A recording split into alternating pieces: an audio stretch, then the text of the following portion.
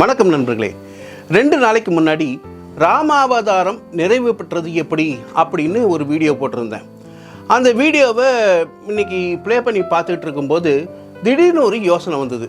எவ்வளவோ கேரக்டர்ஸ் ராமாயணத்தில் இருக்குது. ராமாயணத்தில் எத்தனையோ கேரக்டர்ஸ் பார்க்குறோம். அந்த கேரக்டர்ஸ் பற்றிலாம் நம்ம தெரிஞ்சுக்கணும்னு ஆசைப்பட்றோம். ஆனால் அந்த ராமாயணத்தை எழுதின வால்மீகியை பற்றி இது வரைக்கும் யாராவது யோசிச்சிருக்கோமா? அவர் யார்? வால்மீகியோட பிறப்பு எப்படி? இந்த அவருடைய வாழ்க்கை வரலாறு என்ன?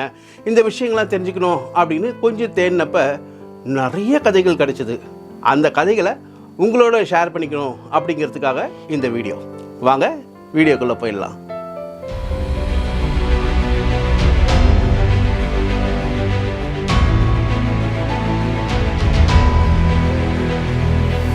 ரொம்ப நாளைக்கு முன்னாடி கங்கை கரையில் ஒரு முனிவர் ஒருத்தர் குடியில் அமைச்சுக்கிட்டு தவ வாழ்க்கை வாழ்ந்துக்கிட்டு இருந்தார்.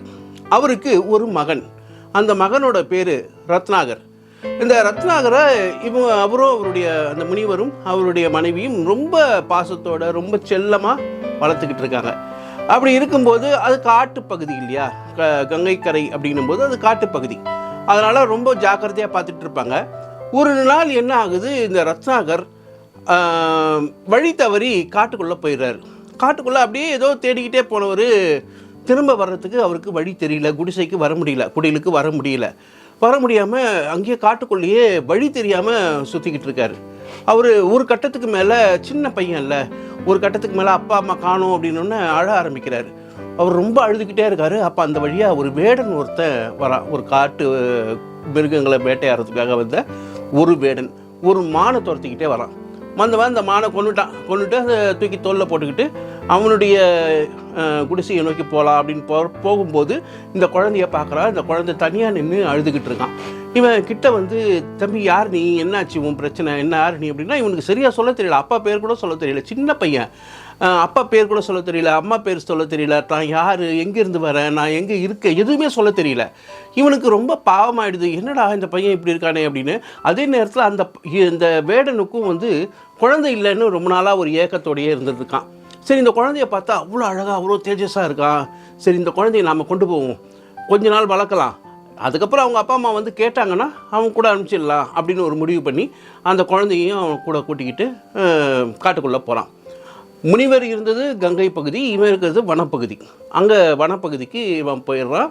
போய் அவன் மனைவி கிட்ட அந்த குழந்தைய கொடுக்குறான். கொடுத்தோடனே அந்த குழந்தை அம்மாவுக்கு ரொம்ப சந்தோஷம். ரொம்ப நாள் குழந்தை இல்லாமல் ஏக்கத்தில் இருந்திருப்பாங்கல்ல, அதனால் அந்த குழந்தைய வந்து ரொம்ப சந்தோஷமாக வாங்கிக்கிறாங்க.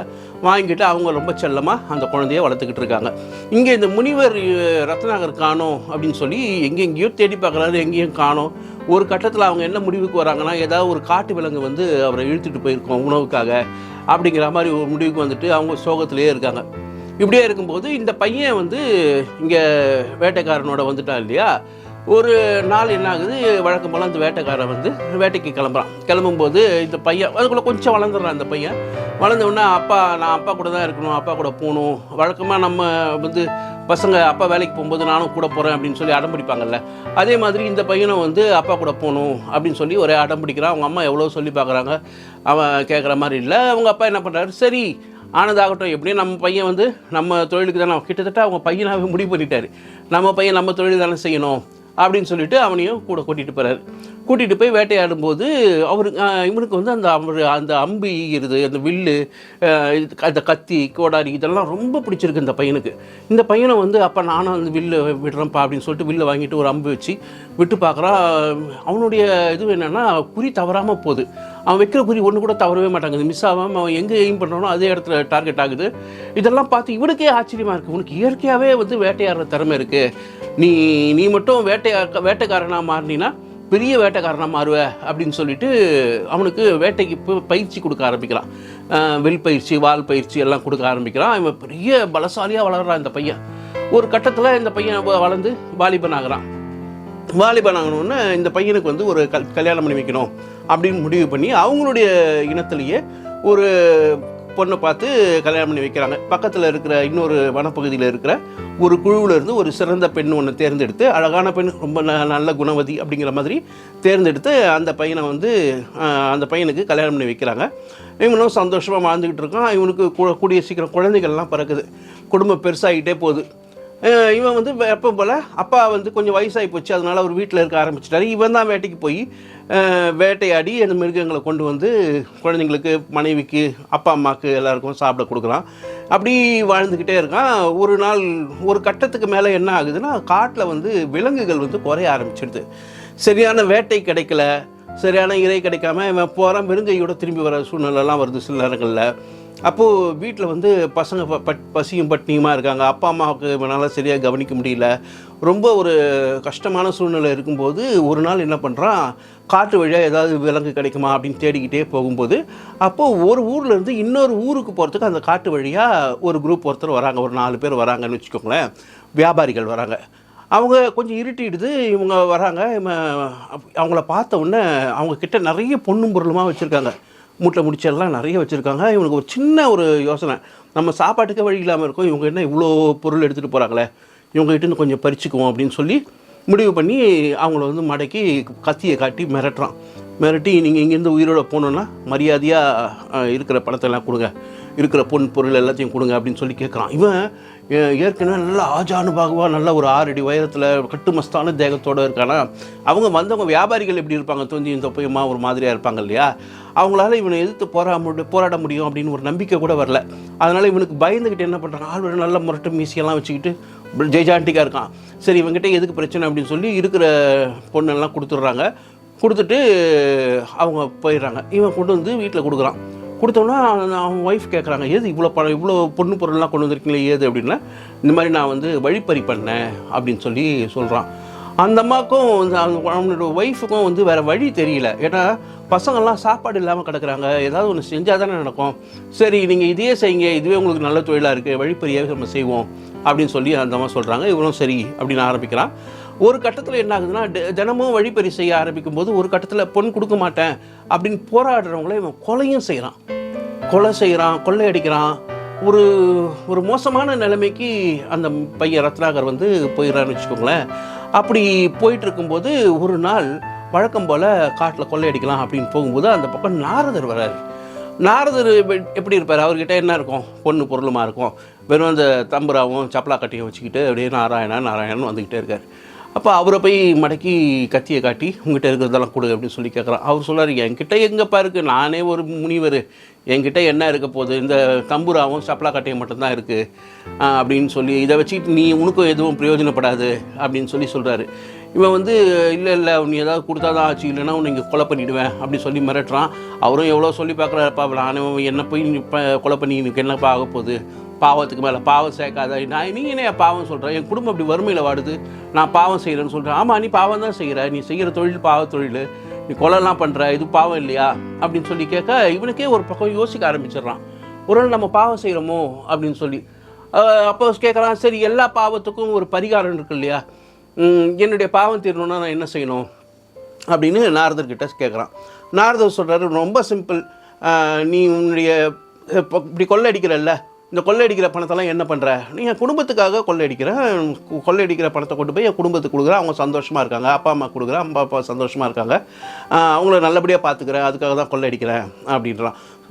ஸோ நீ வந்து இங்கே கொள்ளையடித்த பொருள் வந்து வீட்டில் தான் கொண்டு போய் கொடுக்குற, குடும்பத்துக்கு தானே கொடுக்குற. ஆமாம், அப்போ உனக்கு பாவம் சேருது இல்லையா, இந்த பாவத்தில் உன் குடும்பத்தார் ஏதாவது பங்கெடுத்துக்குவாங்களான்னு கேள அப்படின்னு சொல்லி சொல்கிறான். என்னையா பேசுகிற, இவர் நாரதன் இவனுக்கு எப்படி தெரியும், என்னையா பேசுகிற, நான் கொள்ளையடித்த பணத்தில் பங்கு எடுத்துக்கும் போது எனக்கு சேர்கிற பாவத்தில் அவங்களுக்கும் பங்கு தானே இருக்கும், அது எப்படி இல்லாமல் போயிடும் அப்படி, நீ இதெல்லாம் எங்ககிட்ட பேசாத, நீ போய் அவங்ககிட்ட கேளு, அவங்க பங்கு எடுத்துக்கிறாங்களான்னு கேட்டுட்டு வந்து என்கிட்ட சொல்லு அப்படின்னு. ஓஹோ, என்னை அப்படி அனுப்பிச்சிட்டு நீங்கள் எந்த தப்பிச்சு ஓடி போகலான்னு பார்க்குறியா அப்படின்னு கேட்குறான். ஐயப்பா, நான்லாம் தப்பிச்சு ஓட வேண்டிய அவசியம்லாம் இல்லை, உனக்கு அப்படி சந்தேகமாக இருந்தால் என்னை இந்த மரத்தோடு சேர்த்து கட்டி வச்சுட்டு நீ போய் கேட்டுட்டு வா, நான் இங்கே இருக்கேன் அப்படின்னு சொல்லி சொல்கிறார். ஸோ உடனே இவனுக்கும் அது கரெக்டுன்னு பட்டுது. உடனே ஒரு மரத்தோடு சேர்த்து அவரை கட்டி வச்சுட்டு வீட்டுக்கு போகிறான். வீட்டுக்கு போய் முதல்ல மனைவி கிட்டே கேட்குறான், இந்த மாதிரி நான் இந்த மாதிரி திருடிட்டு வந்து கொள்ளையடிச்சிட்டு வந்து உங்கள்கிட்ட பணம்லாம் கொடுக்குறல, அதில் தானே நீங்கள் சாப்பிட்றீங்க, அதில் தானே குடும்பம் நடக்குது, இப்போது எனக்கு வந்து பாவம் சேருதுன்னு ஒரு முனிவர் சொல்கிறாரு, அந்த பாவத்தில் நீங்கள் பங்கெடுத்துக்குவீங்களா அப்படின்னு சொல்லி மனைவி கிட்டே கேட்குறாரு. மனைவி சொல்கிறாங்க, அது எப்படிங்க, நீங்கள் சம்பாதிச்சுட்டு வந்த பொருள் மட்டும்தான் எங்களுக்கு பங்கு கொடுப்பீங்க, நீங்கள் செய்கிற பாவத்துலலாம் எங்களுக்கு பங்கெடுத்துக்க முடியுமா, அதெல்லாம் முடியாது அப்படிங்கிறாங்க. சரி, நீ பசங்களை கூப்பிட்டு கேட்குறான், உனக்கு ஒரு 4-5 பசங்க எல்லாரையும் கூப்பிட்டு கேட்குறான், என்னுடைய பாவத்தில் நீங்கள் பங்கு எடுத்துப்பீங்களா, அதெல்லாம் முடியாதுப்பா, நான் எதுக்கு பங்கு எடுத்துக்கணும் அப்படின்னு இந்த பசங்க சொல்கிறாங்க. சரி அப்பா அம்மாவை கேட்போன்னு சொல்லிட்டு அப்பா அம்மாவை போய் கேட்குறான், நீங்கள் தான் என்னை வளர்த்தீங்க. அவனுக்கு தெரிஞ்சிடுச்சு தான் வளர்ப்பு குழந்தை அப்படின்னு. நீங்கள் தான் என்னை வளர்த்தீங்க, எனக்கு எல்லாம் சொல்லி கொடுத்தீங்க நீங்கள் தான். இப்போ வந்து நான் பாவம் செய்ய ஆரம்பிச்சிட்டேன், இந்த பாவத்தில் நீங்கள் பங்கெடுத்துக்குவீங்களா அப்படின்னு கேட்கும்போது, அதெல்லாம் நாங்கள் பங்கெடுத்துக்க முடியாது அப்படின்னு சொன்னோன்னே வாழ்க்கையே வெறுத்து போகுது இவனுக்கு. என்னடா வாழ்க்கை இது, இந்த குடும்பத்துக்காக தானே நம்ம உழைச்சோம், இந்த குடும்பத்துக்காக தானே நம்ம பாவ மூட்டையை சுமக்கிறோம், இப்போ இந்த பாவத்தில் அவங்க வந்து பாதி கூட இறக்கிக்க மாட்டேன் அப்படின்னு சொன்னாங்கன்னா இது என்ன வாழ்க்கை, இவங்களுக்காக நாம் ஏன் வாழணும் அப்படின்னு வாழ்க்கையில் விரக்தியோட எல்லைக்கே போயிடுறான். போய் நேராக மறுபடியும் நாரத முனிவர்கிட்ட வந்து நிற்கிறான். வந்து நின்னோன்னே இந்த மாதிரி சொல்லிட்டாங்க அவங்க, எனக்கு என்ன செய்யறதுன்னு தெரியல, நான் இந்த பாவத்தை போக்கியே ஆகணும், நான் பாட்டில் நிம்மதியாக கொள்ளையடிச்சிக்கிட்டு சந்தோஷமாக இருந்தேன், என்னை ஏதோ பேசி என் மண்டையை கழுவி ஏதோ செஞ்சிட்டிங்க, இப்போ நான் உடனடியாக இந்த பாவத்தை நான் களையணும், அதுக்கு என்ன வழி அப்படின்னு சொல்லி கேட்கும்போது, ஒன்றும் இல்லை, ராமநாமத்தை தவிர வேறு எதுவுமே சிறந்தது இல்லை, நீ ராமான்னு சொல்லிக்கிட்டே உட்காரு அப்படின்னோன்னா சரி சொல்கிறேன் அப்படின்னு சொல்லிட்டு இவன் ராமான்னு சொல்ல ஆரம்பிக்கிறான். ஆனால் வரல, அந்த வார்த்தை வரல, ராமாங்கிற இது வந்து அவனால் உச்சரிக்க முடியலன்னா இவர் நாரதர் என்ன சொல்கிறார், சரி இது என்னது, நீ என்னை கட்டி போட்டியா, இது என்னது அப்படின்னா இது மரம் அப்படிங்கிறார். சரி மரம்னு சொன்னல, அந்த மரத்தில் இம்மை எடுத்துரு, சரி மர சொன்னியா, அதை அப்படி சொல்லி அதை தொடர்ந்து சொல்லிக்கிட்டே வா, என்ன மரான்னு சொல்லிக்கிட்டே இருக்கான். இதுதான் ராம மந்திரம், நீ சொல்லிக்கிட்டே உட்காரு அப்படின்னு சொல்லிட்டு நான் எப்போ இதை முடிக்கணும் அப்படின்னு கேட்குறான். கேட்கும்போது இது முடிக்கிறதுக்கெல்லாம் குறிப்பிட்ட காலம்லாம் கிடையாது, உனக்காக ஒரு நாள் தோணும் இது போதும் அப்படின்னு, அப்போ தோணும்போது இதை நிறுத்திக்கோ, அப்போ உன்னுடைய பாவமெல்லாம் கழிஞ்சிரும் அப்படின்னு சொல்லிட்டு அவர் உத்தரவு வாங்கிட்டு அவர் கிளம்புறாரு. இவன் உடனே மரானா அப்படியே ராமான்னு வந்துடும் இல்லையா, ராமன்னு சொல்லிக்கிட்டே அப்படியே உட்காந்து சொல்லிக்கிட்டே ராமன்னு சொல்லிக்கிட்டே உட்காந்துட்டு இருக்கான். அப்படியே நாள் போகுது, இவனுக்கு தாடி மீசெல்லாம் முளைக்க ஆரம்பிக்குது. அப்புறம் நகரில் மழை பெய்யுது, இடி இடிக்குது, வெயில் காயுது, எதுக்குமே இவன் நகரில் உட்காந்த இடத்த விட்டு நகராமல் இவன் பாட்டில் அந்த ராம மந்திரத்தை சொல்லிக்கிட்டே இருக்கான். கொஞ்ச நாள் கழித்து பார்த்தா அப்படியே அவனை சுற்றி எறும்புகள் வந்து புத்து கட்ட ஆரம்பித்து இவனை சுற்றி அப்படியே புத்து வந்து இவனை அப்படியே மூடிக்குது.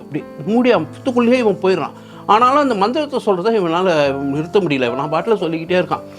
சொல்ல இவனுடைய மந்திரத்தை கேட்டு பிரம்மதேவன் வரைக்கும், பிரம்மலோகம் வரைக்கும் இந்த மந்திரம் கேட்குது. பிரம்மலோகத்திலேருந்து ஒரு பிரம்மா எட்டி பார்க்குறாரு, என்ன யாரோ ஒருத்தன் வந்து ராம மந்திரத்தை சொல்லிட்டு இருக்கானே, யார் அவன் அப்படின்னு சொல்லி எட்டி பார்க்குறாரு. பார்த்தா இவன் வந்து அங்கே இது சொல்லிட்டு இருக்கான். ஆக்சுவலி என்ன பிரச்சனை அப்படின்னா, ஏன் பிரம்மாவுக்கு இது கேட்டுச்சு அப்படின்னா, வைகுண்டத்தில் வந்து மகாவிஷ்ணு இல்லை. வழக்கமாக யாராவது தவம் இருந்தாங்கன்னா இந்த மகாவிஷ்ணு தான் போய் வந்து அவங்கள போய் பார்க்கணும் இல்லையா. ராமவதாரத்தில் இருக்கார், இப்போ அவர் வந்து இங்கே பூமியில் இருக்கார், அவர் இங்கே இல்லை, அங்கே வைகுண்டத்தில் இல்லை. அதனால் அவருடைய வேலையை வந்து பிரம்மா சேர்த்து பார்க்குறாரு. அதனால் அவர் எட்டி பார்க்குறாரு. பார்த்தோன்னே சரி அவனுக்கு யாருன்னு பார்ப்போம், அவனுக்கு என்ன வேணும்னு கேட்போம் அப்படின்னு சொல்லிட்டு அவர் இறங்கி வந்து பார்க்குறாரு. ஒரு பெரிய புத்து, ஒரு எறும்பு புத்து ஒன்று இருக்குது. அந்த புத்துக்குள்ளே இவன் உட்காந்துருக்கான். ஏன்னா இவன் உட்காந்த இடத்துலேருந்து அந்த எறும்பு புத்து வந்து அவனை மூடி அப்படியே சூழ்ந்துடுச்சு. அப்படியே உட்காந்துக்கிட்டு அவன் இது பண்ணிக்கிட்டே இருக்கான். அப்போ இவர் கூப்பிட்றாரு, கூப்பிட்டு மகனை எந்திரி வா அப்படின்னு சொல்ல கூப்பிட்டோன்னா, இவருக்கே யாரோ கூப்பிட்றாங்களே, ஒரு தெய்வீக குரலாக இருக்கா யார் அப்படின்னு சொல்லி கேட்டு அந்த இது விட்டு எந்திரிச்சு வரான். வந்தவுடனே இந்த மாதிரி நான் நிறைய பாவம் செஞ்சிட்டேன், இது வந்து எனக்கு என்னுடைய பாவத்தை வந்து போக்கணும், அதுக்காக தான் இந்த ராம மந்திரத்தை உச்சரித்தேன் அப்படின்னோடனே சொல்கிறார், நீலிருந்து உனக்கு வந்து பெரிய, அவருடைய மனைவி தானே சரஸ்வதி, சரஸ்வதி கடாட்சம் உனக்கு கொடுக்குறேன், இனிமேல் நீ வந்து நான் பெரிய புலமையோடு இருப்ப, நிறைய பாடல்கள்லாம் எழுதுவ, அந்த சக்தியை உனக்கு கொடுக்குறேன் அப்படின்னு சொல்லிட்டு அந்த சக்தியை கொடுக்குறதோடு மட்டும் இல்லாமல் நீ இந்த புற்றுலேருந்து வெளியே வந்ததுனால உனக்கு வால்மீகின்னு இன்னிலேருந்து பேர் வைக்கிறேன். வால்மீகினா புற்று, வால்மீகம் அப்படின்னா புற்றுன்னு அர்த்தம். அவன் புற்றுலேருந்து வெளியே வந்ததுனால ஒரு வால்மீகி அப்படின்னு உனக்கு நான் பேர் வைக்கிறேன், நீ வந்து இனிமேல் தொடர்ந்து பாடல்கள் எழுத ஆரம்பி அப்படின்னு சொல்லிட்டு போகிறாரு. இவரும் பக்கத்துலேயே ஒரு அந்த காட்டுக்குள்ளேயே ஒரு குடியில் அமைச்சிக்கிட்டு அங்கே ஒரு தவ வாழ்க்கை வாழ்ந்துக்கிட்டு இருக்கார். இந்த நேரத்தில் தான் ராமாயணத்தில் ஒரு கட்டம் நடக்குது. ராமர் நகர்வலம் போயிட்டு வந்தார் இல்லையா. நகர்வலம் போகும்போது ஒரு வண்டான் ஒருத்தன் அவனுடைய மனைவியை போட்டு செம்மாடி அடிச்சுக்கிட்டு இருக்கான். இதை ராமனும் லக்ஷ்மணனும் பார்க்குறாங்க. ஏன் இவன் இப்படி அடிக்கிறான் அப்படின்னு கேட்கும்போது, முந்தின நாள் அந்த வண்ணானுடைய மனைவி என்ன பண்ணியிருக்கா, அம்மா வீட்டுக்கு போயிட்டு வரேன், அவங்க அண்ணனை போய் பார்த்துட்டு வரேன் அப்படின்னு சொல்லிட்டு போயிருக்கா. போனவ என் வழக்கமாக அப்போல்லாம் எப்படின்னா கணவனுடைய உத்தரவு இல்லாமல் வெளியெல்லாம் தங்கக்கூடாது மனைவிகள் அப்படிங்கிறது அந்த காலத்தில் ஒரு பழக்கமாக இருந்திருக்கு. இப்போ ராத்திரி வேலையை அங்கே அண்ணனை போய் பார்த்துட்டு திரும்ப வீட்டுக்கு வந்துக்கிட்டு இருக்கா. வரும்போது நடுவில் ஆறு ஓடிக்கிட்டு இருக்கு. இந்த ஆற்றுல வந்து வெள்ளப்பெருக்கு ஜாஸ்தியாக இருந்திருக்கு. அதனால் இவளால் ஆற்றை கடக்க முடியாமல் ராத்திரி அங்கேயே தங்கிடுறா, அண்ணன் வீட்டிலே தங்கிட்டு மறுநாள் காலையில் எழுந்திரிச்சு இங்கே வந்திருக்கா. அதை இவன் வந்து தான் பார்த்துட்டு என்னுடைய அனுமதி இல்லாமல் நீ எங்கே போய் ஒரு ராத்திரி அங்கே தங்கிட்டு வந்த அப்படின்னு சொல்லி அவளை அடின்னு அடிக்கிறான். அவள் சொல்கிறான், அண்ணன் வீட்டில் தான் இருந்தான். அண்ணன் வீட்டில் இருந்தான்னா எங்கே என்ன என்னுடைய அனுமதி இல்லாமல் நீ இன்னொரு வீட்டில் போய் ஒரு ராத்திரி தங்கிட்டு வந்தேன்னா உன்னை அப்படியே ஏற்றுக்கிறதுக்கு நான் என்ன அந்த மானங்கட்ட ராமனா அப்படின்னு ஒரு வார்த்தை கேட்குறான். ராமருடைய காதில் விழுது. அப்போது அவர் அதிர்ச்சியாகி ராமர் பார்க்குறாரு. அப்போ அவன் சொல்கிறான், ராமன் 14 வருஷம் காட்டுக்கு போனானே, அதில் இடையில் அந்த சீதா வந்து அசோகவனத்தில் ராவணனை தூக்கிட்டு போய் வச்சுக்கிட்டான்ல, அத்தனை நாள் அவன் வச்சுக்கிட்டு இருந்தானே, அவள் வந்த உடனே ஒன்றுமே சொல்லாமல் அப்படியே ஏற்றுக்கிட்டான். கூட்டிகிட்டு வந்து பட்டத்தை அரசியாக்கி கூட வச்சுக்கிட்டு இருக்கான். நான் என்ன ராமன் மாதிரி மானங்கட்டவன் நினச்சா, நான்லாம் ரோஷக்காரண்டி அப்படின்னு சொல்லி செம்ம அடிக்கிறான். அப்புறம் ஊர்க்காரங்களாம் சேர்ந்து அவனுக்கு சமாதானப்படுத்துகிறாங்க. அதை அப்படியே விட்டுருவோம். சமாதானப்படுத்தி அவன் மனைவியோட வாழ வைக்கிறாங்க. ஆனால் ராமருக்கு வந்து இது பெரிய இந்த வார்த்தை வந்து ஒரு பெரிய அவமானமாக நினைக்கிறார். வேறு வழி இல்லை. இப்போ என்ன பண்ணலாம்?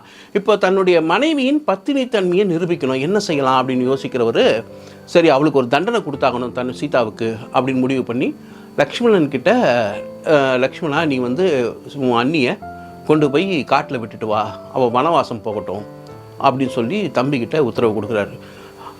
லக்ஷ்மணனுடைய கேரக்டர் எப்படின்னா, அண்ணன் எது சொன்னாலும் அவர் மறுத்தெல்லாம் பேசவே மாட்டார், ஏன் எதுக்குலாம் கேட்கவே மாட்டார். அவர் சரி அப்படின்னு போகிறாரு. போனால் சீதாவை கூட்டிகிட்டு தேரில் ஏறிக்கிட்டு அப்படியே போகிறாரு. போய் காட்டில் போய் அம்போன்னு விட்டுட்டு வர முடியாது இல்லையா, என்ன வழி, என்ன செய்யலாம் அப்படின்னு யோசிக்கும்போது அந்த வால்மீகி முனிவருடைய குடில் பக்கமாக அவர் வராரு. வந்தவர் வால்மீகியோட பார்த்து, இந்த மாதிரி அண்ணியை வந்து நான் இங்கே விட்டுட்டு போகிறேன், நீங்கள் அவங்கள பார்த்துக்கோங்க பத்திரமா, அண்ணன் வந்து கூப்பிடும்போது அவர் கூட அனுப்புங்க அப்படின்னு சொல்லிட்டு வால்மீகி முனிவருடைய குடிலில் சீதாவை இறக்கி விட்டுட்டு அவர் நாட்டுக்கு திரும்பி போயிடுறாரு. சீதாம்மா அந்த வால்மீகியோட குடிசைக்கு வரும்போது அவங்க வந்து கர்ப்பிணியாக இருக்காங்க. இது வந்து ராமருக்கு தெரியாது. அப்போது தன் மனைவி கர்ப்பமாக இருக்காங்கிற விஷயம் கூட அவருக்கு தெரியாது. அவருக்காக தான் காத்துட்டு இருந்தாங்க. தான் கர்ப்பமாக இருக்கோங்கிற விஷயத்த ராமருக்கு சொல்லணும் அப்படின்னு ஆவலோடு காத்துட்டு இருந்த ஒரு பெண், அவருடைய மைத்துனன் வந்து உங்களை அண்ணன் ஒரு இடத்துக்கு கூப்பிட்டு போக சொன்னார் அப்படின்னு சொல்லி கூட்டிக்கிட்டு தேரில் கூட்டிக்கிட்டு போய் ஒரு காட்டுக்குள்ளே இறக்கி விட்டுட்டு அவன் பாட்டில் போயிட்டான் ஒன்றுமே சொல்லாமல். அப்போ அந்த பெண்ணோட மனநிலை எப்படி இருந்திருக்கும்னு கொஞ்சம் யோசிச்சு பாருங்களேன்.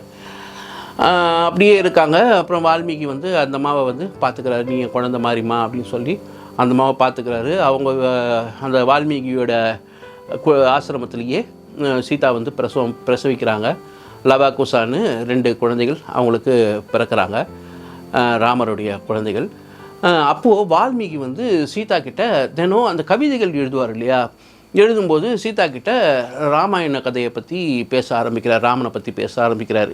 இந்த மாதிரி நான் வந்து கொள்ளைக்காரனாக இருந்தேன், அப்புறம் ராம மந்திரத்தை சொல்லி தான் இன்றைக்கி வந்து ஒரு முனிவராக இருக்கேன், இன்றைக்கி தவ வலிமை இருக்குது, இன்றைக்கி கவிதை எழுதுகிற ஆற்றல் வந்தது, பிரம்மா வந்து சரஸ்வதியோட கடாட்சம் எனக்கு கொடுத்தாரு, அதனால் எனக்கு கவிதைகள் எழுத ஆரம்பிச்சிருக்கேன், நான் ராம கதையை வந்து கவிதையாக எழுதுகிறேன் அப்படின்னு சொல்லி ராம கதையை கவிதையாக எழுதி பாட்டாக பாடி அந்த பாட்டை வந்து லவா குசா பிறந்தாங்க இல்லையா அவங்களுக்கு சொல்லி அவங்க ஒரு கட்டத்தில் ஊராக போய் ராம கதையை ஒரு படத்தில் கூட பார்த்துருப்பீங்க, ஜெகம் புகழும் புண்ணிய கதை ராமனின் கதையே அப்படின்னு ஒரு சாங்லாம் வரும்.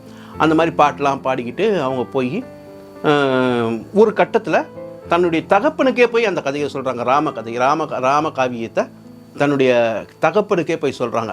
அப்போது ராமன் வந்து ரொம்ப சந்தோஷப்படுறாரு, இவ்வளோ சின்ன வயசில் ராம காவியத்தை பாடுறீங்களே, நீங்கள் யார் அப்படின்னு கேட்கும்போது அவங்க சொல்லலை. அவங்க வந்து நீங்கள் யார், ஏன்னா அவங்களுக்கே தெரியாது தான் ராமனுடைய குழந்தைகள் அப்படிங்கிறது அவங்களுக்கே தெரியாது. சொல்லாமல் அவங்களுக்கு சந்தோஷமாக அவங்களுக்கு பரிசெல்லாம் கொடுத்து அனுப்புகிறார். இப்படி போகுது. ஆனால் அதுக்கப்புறம் தான் வால்மீகி வந்து அவர் கூடவே இருந்து அவருடைய முழு கதையையும் ராமாயணத்தையும் முடிக்கிறார். இதுதான் வால்மீகியோட கதை. ஆனால் வால்மீகியோட முடிவு எப்படி இருந்தது அப்படிங்கிறது சரியான கதைகள் இல்லை.